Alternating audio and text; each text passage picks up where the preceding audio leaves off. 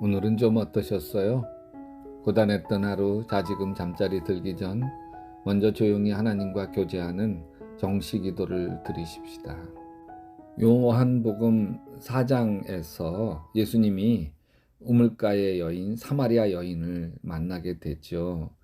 그 여인에게 남편을 데려오라고 할 때 나는 남편이 없습니다. 참 슬픈 사연을 꺼내놓습니다. 그런데 예수님이 내 말이 맞도다. 지금까지 남편이 6이 있었으나 지금의 남편도 내 남편이 아니구나. 도대체 이 여인이 6번이나 남편이 바뀌게 된 이유가 뭘까? 참 이 여인이 이 남자하고 살아봐도 실증이 나서 또 바꾸고 저 남자하고 살아봐서 실증이 나서 또 바꾸는 아주 매력적인 판무파탈의 여인이었을까. 이렇게 이 여인을 바라보는 것은 2000년 전 시대를 잘 몰라서 그래요. 정말 이 여인이 6명의 남자를 갈아치우며 쾌락을 추구해왔던 창녀와 같은 여인이었을까요? 남편이 6번이나 갈린 사연이 이 여인의 죄 때문이었을까요? 사우디아라비아에 미샤라는 공주가 있었어요. 이 미샤 공주는 유럽 생활을 동경해서 유학을 보내달라고 졸랐습니다. 하지만 유럽에서는 아랍 전통을 지키기 어렵다고 생각한 국왕은 이웃나라 레바논 유학만을 허락합니다. 근데 레바논 대학에 다니던 미샤 공주는 셰르라고 하는 청년과 사랑에 빠지고 말았습니다.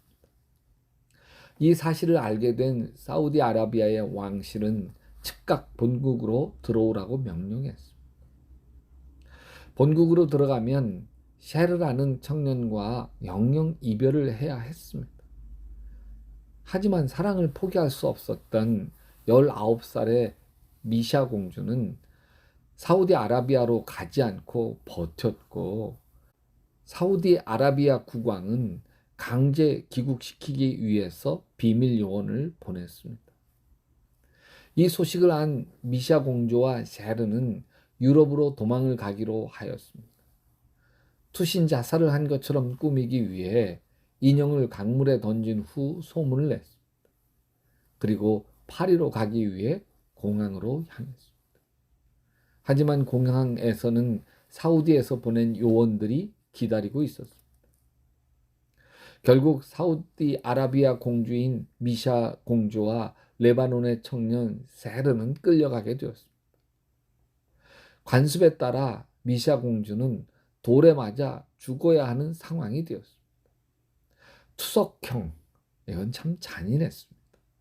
돌에 얼굴이 터지고 머리가 깨지고 피투성이 되어 죽게 되는 형벌이었습니다. 그러나 미샤가 사우디아라비아 공주이므로 국왕이 투석형은 면하게 해주었습니다. 결국 미샤 공주는 총살형을 선고받았고, 사랑하는 남자 셰르가 보는 앞에서 머리에 총을 맞고 사형을 당했습니다. 셰르도 참수형이 결정되어 목이 잘려 죽었습니다. 그들이 살인한 게 아니에요. 불륜을 저지른 것도 아니에요. 국가 비밀을 빼돌린 것도 아니에요. 사랑한 것뿐이에요. 그런데 사우디아라비아 여자는 자기가 좋아 사랑할 수 없습니다. 그것은 가문의 수치예요. 결국 처형되었어요. 파키스탄의 찬델 발로치라고 하는 인터넷 스타가 된 여인이 있었습니다. 팔로워가 75만 명에 이를 만큼 대단한 인기가 있는 여인이었어요. 이 여인이 얼굴을 드러내고 섹시한 포즈를 취하는 등 야한 몸짓으로 가문의 명예를 더럽혔다는 이유로 친오빠가 자기 여동생을 목졸라 죽였어요. 이것이 그토록 잔인한 명예살인, 언어 킬링입니다. 지금도 명예살인에 의해서 파키스탄의 경우 1100명가량의 여성이 자기 가족에게 살해를 당합니다. 근데 2000년 전 사마리아 땅에서 여자가 남자를 유혹해서 6번이나 갈아치우며 쾌락을 추구하며 살아간다는 게 가능할까요? 우물가 이 여인이 6명의 남자를 갈아치우면서 쾌락을 추구하려면 목숨이 6개 더 있어야 가능한 것. 전혀 불가능. 그러면 이 여자가 6명이나 남편이 바뀌게 된 사연은 무엇 때문일까요? 이 여자는 5번이나 남편을 바꾼 여자가 아니라 5번이나 남편에게 쫓겨난 여인인 거죠. 5번이나 이혼당했어요. 자기가 바꾸는 것과 자기가 버림받는 거 하늘과 땅 차이예요. 사마리아 땅에서 사는 여자는 자기 발로 가정을 뛰쳐 나올 수가 없어요. 이 여인은 남편에게 버림받아서 혼자 된 거예요. 우물가의 이 여인은 남편에게 버림받은 여인이죠. 그것도 5번이나 버림받은 거. 아마도 이 여인은 여자로서 정말 매력이 없는 여인이었을 거예요. 얼굴이 참 못생긴 여인이었을 수도 있고 아이를 못 낳는 여인이었을 수도 있어요. 여러 번 남자에게 버림받으면 결혼하지 말고 혼자 살지 뭐 그런 생각하게 되죠. 아마도 이 여인은 수백 번 수천 번 했을 거예요. 근데 남자를 만나지 못하면 여자는 굶어 죽습니다. 2000년 전은 지금처럼 취직할 때가 있는 게 아니에요. 입에 풀칠하기 위해서 남자를 의지해야 합니다. 못생기고 매력이 없어서 매번 남자들에게 버림받으면서도 또다시 남자를 의지해야만 살아갈 수 있어요. 이 여인의 일생이 얼마나 가련하고 기구합니까?